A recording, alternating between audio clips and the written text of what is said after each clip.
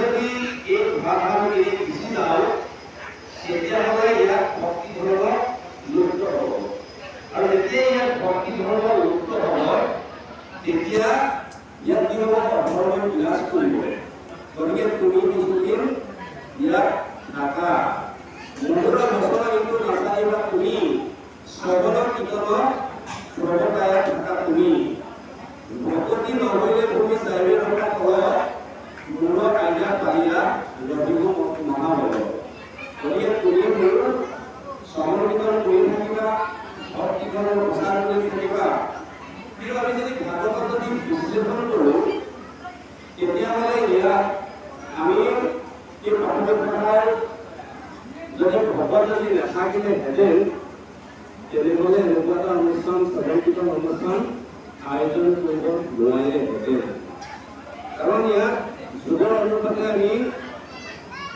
কলিযুগ হয়তো যদি জ্ঞান এটা যদি যজ্ঞ তাপৰত পূজা কলিত পৰিণাম বিনে নাহিকে পূজা এতিয়া কলিযুগৰ বয়স কৰিলে 4,32,000 বছৰ কলিযুগৰ পৰিমাণ আমি এই কলিযুগৰ পৰিমাণটো তাৰ আগতে আমি ভাগৱতৰ কথা কিছুমান আমি জানিব লাগিব ভাগৱত হৈছে শ্ৰীমদ ভাগৱত যিটো আমাক কি বুজাইছে জীৱন্ত হৈ আছে মঠটোৱে মঠ প্ৰকাশ কৰিছে কাৰ মঠ ভূতৰ মঠ ভূতৰ মঠ বিজুৰৰ মঠ এই মহা নীতিসকলৰ ইয়াত মঠ প্ৰকাশ কৰিছে ভাগৱতে ভাবিবলৈ কৈছে ভাগৱতবোৰে গঢ়টোৱে জ্ঞানৰ কথা কৈছে কোৱটোৱে ই এটা বৈষ্ণৱ জ্ঞানৰ কথা কৈছে কোকালৰ বৈষ্ণৱ জ্ঞানম গঢ়টোৱে ইয়াত এটা নিশ্চয় তত্ত্ব আছে 335টা অধ্যায় 5,54,000 শব্দ 10টা লক্ষণ 12টা স্কন্ধ আৰু 18,000 শ্লোক এই হৈছে শ্ৰীমদ ভাগৱতৰ সমষ্টি আমি পূৰ্ব কথা কোৱা মতে জনাৰ মতে ব্ৰহ্মাক 4টা শ্লোকত ভাগত প্ৰভু নাৰায়ণে প্ৰদান কৰিছিল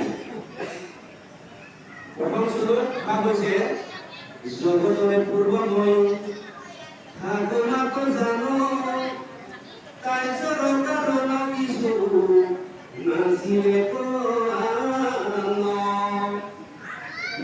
মাত্ৰ দেখিলে সৃষ্টিৰ মধ্যত যত দেখা শুনা হবে মই বিচাৰত মই অভিকে থাকো ভাগৱতৰত সুন্দৰ ভাঙিলে যেন জগতৰ পূৰ্বতে মই আছো বৰ্তমান মই আছো আৰু ভৱিষ্যতে মই থাকো যেনেকৈ কুণ্ডল যেনেকৈ পুনৰ পৰা বিভিন্ন কুণ্ডল বনাব পাৰে ঠিক সেই কুণ্ডল যদি জুইত থৈ দিয়া হয় পুনৰ ভ্ৰমণলৈ ৰূপান্তৰ হয় ঠিক এই বিশ্ব ব্ৰহ্মাণ্ডখন মোৰ পৰা সৃষ্টি হৈছে আৰু শেষত উমলি যাব 2 নম্বৰ হৈছে অবস্তুক দেখাবলৈ বস্তুক আদৰি এহিকে মধুৰমায়া জানা নিষ্ঠ কৰি নাথাকিতো দেখিলে চন্দ্ৰমা উদয় ঠাকুৰৰ ৰাহুলজনক কেতুজনে কয় এহিমতে মায়াকাৰক কৰি ঈশ্বৰক আশৰ বিষয় মাত্ৰ দেখাই থব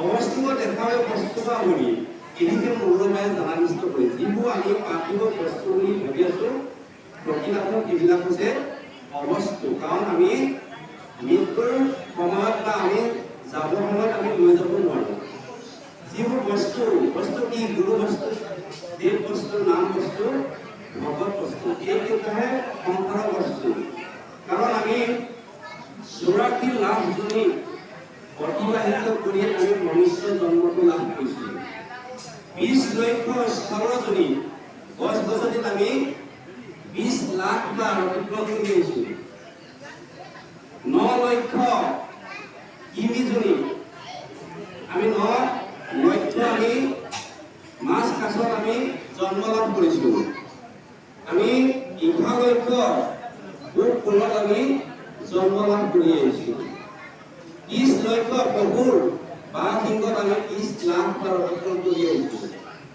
10 লক্ষ চৰাই, 4 লক্ষ বান্দৰ আৰু একতে আমি মানুহ জন্ম হৈছোঁ। কিন্তু মানুহ আৰু জীৱ-জন্তুৰ মাজত দুটা পাৰ্থক্য আছে। আহাৰ নিত্য ভয় মৃত্যু, আহাৰ নিত্য ভয় মৃত্যু নিজস্বনীয় আছে আৰু আমাৰো আছে।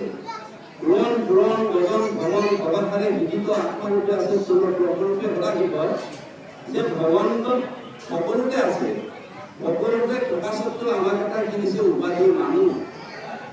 কিন্তু কৃষ্ণই অৰ্জুনক কৈছে যে অসংখ্য জীৱ আছে সংসাৰৰ ভিতৰতে মনুষ্যই ভজে কালি ঘটিবে নাপাওঁ। যদি মই অসংখ্য জীৱ সৃষ্টি কৰিছোঁ, মোৰ ভজিব পৰা শক্তিটো কেৱল মানুহৰে আছে।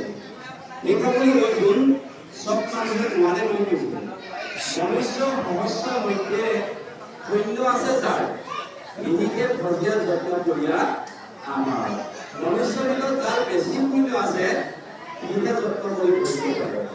সেইকাৰণে আমি এই অনুষ্ঠানলৈ আহি ইয়াতে যদি বহি লৈ শ্ৰৱণ কীৰ্তন যদি নকৰোঁ, একান্তমনে নুঘূৰোঁ, তেতিয়া যদি ঘৰত যদি এই ধৰা ব্যৱসায় বুলি যদি কিবা ভাবি থাকোঁ, তেতিয়াহ'লে আমি কেতিয়াও ইয়াত ভাগৱত ধৰ্মৰ বৃদ্ধি লাভ কৰিব নোৱাৰিম।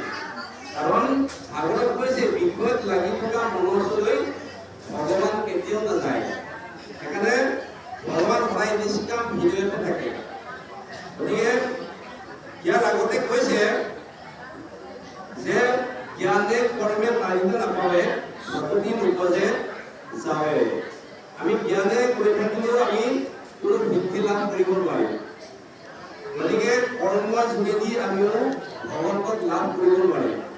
মাত্ৰ ভকতিৰ কথা কৈছে, জ্ঞানে কৰ্মে পাৰিব নাপাবে ভকতি নোপজে যাৱে। এতিয়া ভকতি কি বস্তু আমি জানিব লাগিব। কপিলৰ যোগেদি মাতৃ দেৱগতি 81 বিধ সগুণ ভক্তি দেখুৱাইছিল, কিন্তু নিগুণ ভক্তি মাত্ৰ এবিধে। 9 বিধ শ্ৰৱণ কীৰ্তন, 9 বিধ ভক্তি দেখুৱাইছে নিগুণ, তাৰ মাজত শ্ৰৱণ কীৰ্তন দেখুৱাইছে। এতিয়া 9 বিধ ভক্তিৰ ভিতৰত কোনে কোনে কি লাভ কৰিছে আমাক দেখুৱাইছে।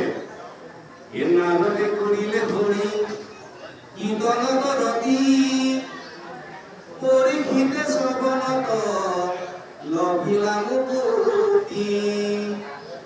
প্ৰহ্লাদে স্মৰণ কৰি ভৈলা পাৰি পদ, অম্বৰীষে পাইলে গতি দেৱী হৰি পদ।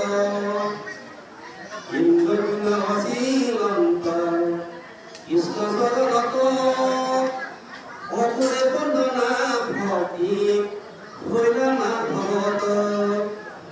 হৰিহৃদয় ব্ৰাহ্মণত আত্মনিবেদিলা, উদ্ভবেলা ক্ষত কৰ্ম কৃষ্ণত কৰিলা।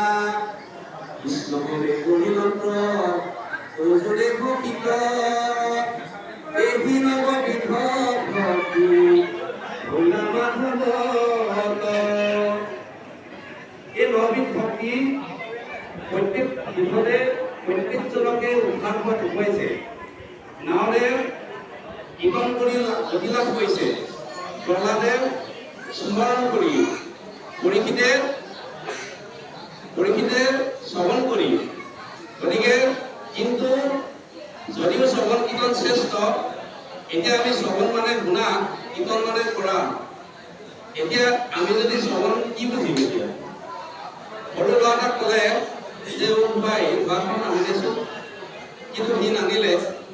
কিন্তু প্ৰকৃততে সি শুনিছিলে, সি কিন্তু নানিলে, কিন্তু শুনাটো হয়, শ্ৰৱণটো কৰিছিলে।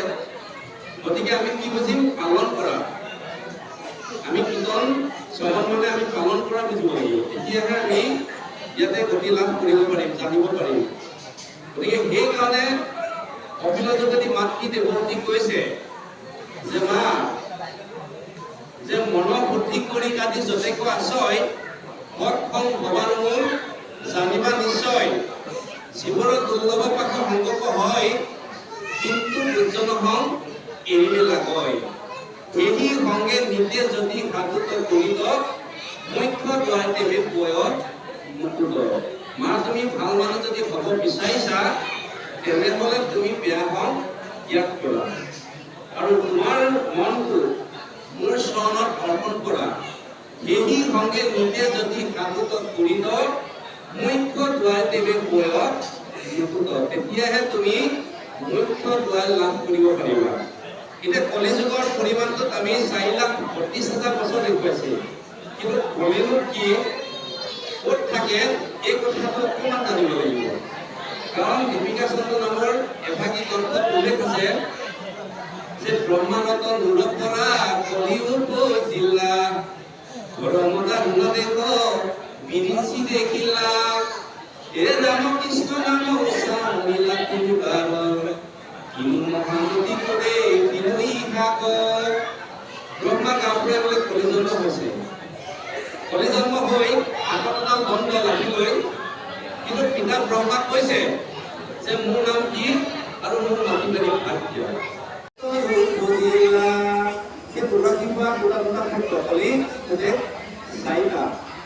অৰ্থাৎ ব্ৰহ্মা নাতিয়ে আৰু সেই চাৰিটা কি কি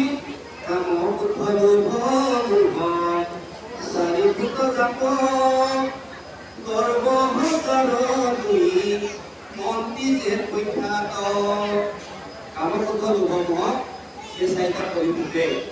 অৰ্থাৎ ব্ৰহ্মা নাতিয়ে হিংসা অপৰিয়া মদগত স্বৰূপ লৌক পাতিবিলাক কলিযুগ লগ এইকেইটা হৈছে কলি আলপোচান ধৰা।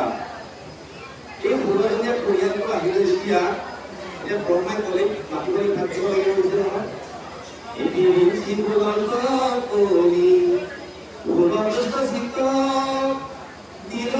ৰাজা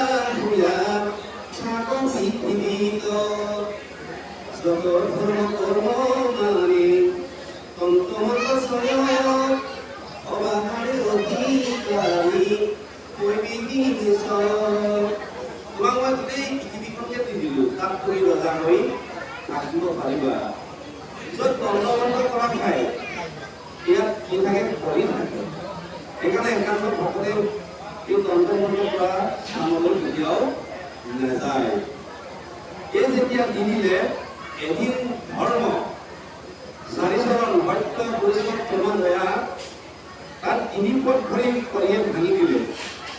মাত্ৰ সত্য নামৰ ভৰিখনে বাচি আছিল আৰু সেই ভৰিখন কলিয়ে কোবাই ভাঙিব বিচাৰি কোবাই থাকোঁতে তাত গৈ ৰজা পৰীক্ষিত উপস্থিত হ'ল আৰু সেই কোবাই থকা দৃশ্যটো দেখাৰ লগে লগে ৰজা পৰীক্ষিতে হাতত তৰোৱাল লৈ গৰ্জন গৰ্জন কৰি কলিক বধ কৰিবলৈ খেদিছিল আৰু কলিয়ে ৰজা পৰীক্ষিতক দেখাৰ লগে লগে দণ্ডবতে পৰি হাতটো ধৰি প্ৰাৰ্থনা জনালে, হে মহাৰাজ মোক ক্ষমা কৰি দিয়া, মই আজিৰ পৰা এনেকুৱা ভুল কাম নকৰোঁ। এই বুলি কোৱাৰ লগে লগে তেতিয়া ৰজা পৰীক্ষিতে ক'লে, হে দুষ্ট কলি, তোমাৰ যদি জীয়াই থাকিবলৈ ইচ্ছা আছে তেতিয়াহ'লে তুমি মোৰ ৰাজ্যৰ পৰা বাহিৰ যোৱা, কাৰণ তুমি অধৰ্ম বন্ধু, পাপৰ সূত্ৰপাত, কলহ কাজিয়া চোৰ ডকাই মিছা মায়া কুলক্ষণী এইবিলাক হৈছে তোমাৰ সংগী। গতিকে তুমি যদি মোৰ ৰাজ্যত থাকা তেতিয়াহ'লে অধৰ্ময়ো বিনাশ কৰিব। গতিকে তুমি মোৰ ৰাজ্যৰ পৰা বাহিৰলৈ যোৱা কৰি এই বুলি কোৱাৰ লগে লগে তেতিয়া কলিয়ে পুনৰ চাকৰি কৰিলে, হে মহাৰাজ গোটেই মহাভাৰত পৃথিৱীখন আপোনাৰেই, মই যলৈকে যাওঁ সেই আপোনাৰ ৰাজ্যৰ ভিতৰতে কৰে। গতিকে মোক প্ৰাণদান বিলাক কৰিলে যদি মোক তুমি থাকিবলৈ যদি ঠাই নিদিয়া আৰু এবাৰ ভাবিছ এই ভাগৱত থাকে যদি মহাদেৱ স্বয়ং দেৱে কিহে মোকে তাত নকৰে কোনো অন্তৰাচি নাই সাধাৰণত ভিতৰ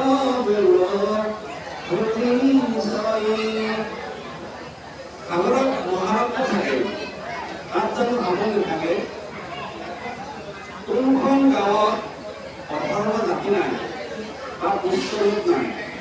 গতিকে একেবাৰে তুমি নিজ জ্ঞান কৰি মোক কিছু স্থান দিয়। এইবুলি কোৱাৰ লগে লগে তেতিয়া ৰজাৰ বৰা কৈছিলে ইন্দ্ৰপতি উন্নত কৰি দিলত স্থান জয়ত খেলে জোৰা পাঠা কৰে মতমান শ্ৰী পঞ্চগুণা দিৱস তদৰ্থ কৈছে এই বিচাৰি ঠাই দিলো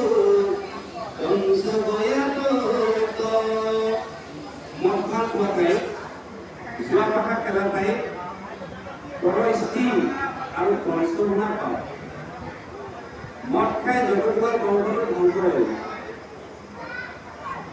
যোৱা কথা খেলি পঞ্চপাণ্ডৱ যুধিষ্ঠিৰে নিজৰ ৰাজ্যটোত গৈ কথা নিজৰ পত্নীকো হেৰুৱাব লগা হ'ল। সেইকাৰণে একান্ত ভকতে কেতিয়াও এইবিলাকত গ্ৰহণ নকৰে। এতিয়া বিশেষকৈ আইসকলে জানিব লগা কথাটো হৈছে পঞ্চগুণা পাঠ। কাৰণ পঞ্চগুণা পাঠৰ কথা বিশেষকৈ জানিব লাগে। গৃহস্থালী ধৰ্ম পালন কৰিবলৈ যাওঁতে আইসকলৰ নিজৰ 5টা পাঠ লাগে। এই 5টা হৈছে আই সৰুতে পাঠ লাগে, মছলা পিছতে পাঠ লাগে, ভাত ৰান্ধোতে পাঠ লাগে, পানী আনোতে পাঠ লাগে, কণনি বেকনি চুলি কলক্ষী মাজনী গৃহস্থৰ পঞ্চশিকা ভিজে ৰাতি 3 এই যোগে গৃহবাসী স্বৰ্গলৈ যায় কৃষ্ণে অৰ্ধেক কৰি ফুলৰ মুক্তি পায়। এই পাপকেইটাৰ কাৰণে আইগৰাকী বৈকুণ্ঠ গৈ কথা স্বৰ্গলৈ যাব নোৱাৰে। সেইকাৰণে ভাগৱতে সিদ্ধান্ত দিছে জল পুষ্প ফল মূল খাদ্য দ্ৰব্য যত অন্ন আদি কৰি বাবে কৃষ্ণক অৰ্পিব। আমি যিমান দ্ৰব্য অন্ন কৰা আগতে কৃষ্ণক অৰ্পণ কৰি দিবলৈ কৈছে। সেইকাৰণে আমাৰ শ্ৰীমন্ত শংকৰদেৱৰ গোষ্ঠীনামৰ প্ৰক্ৰিয়াটো আছে। কাৰণ আমি ঈশ্বৰক যেনেকৈ আজি প্ৰাথমিকতাই যোগা কৰি দিয়া দ্ৰব্য বস্তু ভকতৰ অৰ্থে লগাবৰ কাৰণে ভকতক দি দিলে আৰু ভকতে কি কৰে ভগৱানৰ জনলৈ আগবঢ়াই পিছত সেৱন কৰিলে।